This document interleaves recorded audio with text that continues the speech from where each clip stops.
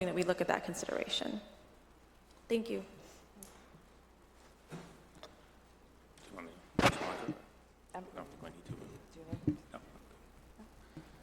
I appreciate the comment.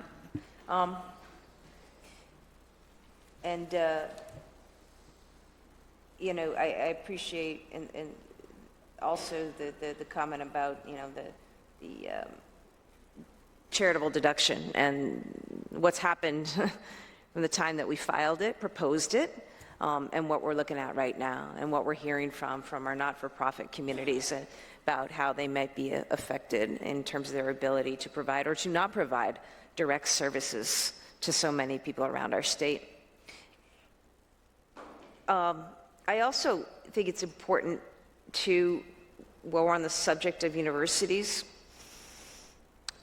last week I convened a group in response to what was threatened for NIH funding. That included MIT, Harvard, University of Massachusetts, our teaching hospitals, our research institutions. And the reason I did that is because they are under real siege right now. You've got things happening, attacks on our colleges and universities from a Department of Education, U.S. Department of Education, and now through the United States Department of Health and Human Services. And so I know I've spoken about this before. I think we're hearing about it, we're aware of it, but that is not just a $3.5 billion hit to Massachusetts by the loss of indirect grants.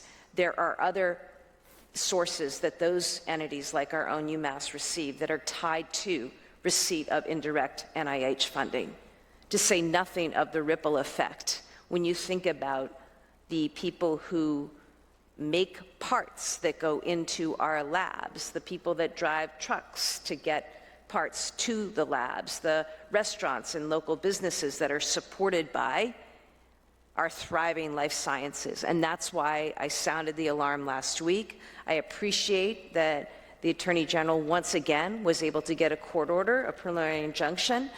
Anecdotally, what we've heard is that the federal administration, nevertheless, is finding ways to slow walk that funding. That funding is not coming through. And when you have the government of China on our campuses right now in Massachusetts, recruiting postdocs and offering them full labs and office space in China, our universities and and I mentioned those three, it impacts more, are really feeling considerable strain right now to try to mitigate against the loss of that talent, which means loss of innovation, which means loss of entrepreneurship, which means loss of so much that this state and this body has built through years of support of education, going back to our very founding as the first state to have a school, first state to have a college,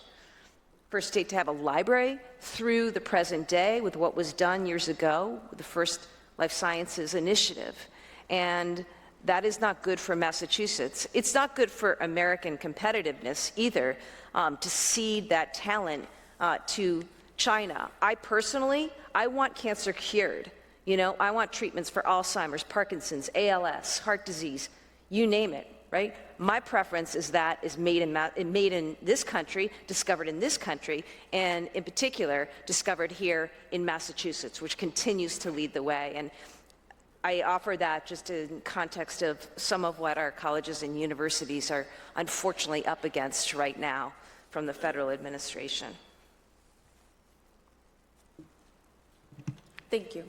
Thanks. Thank you, Governor. Thank you, Senator.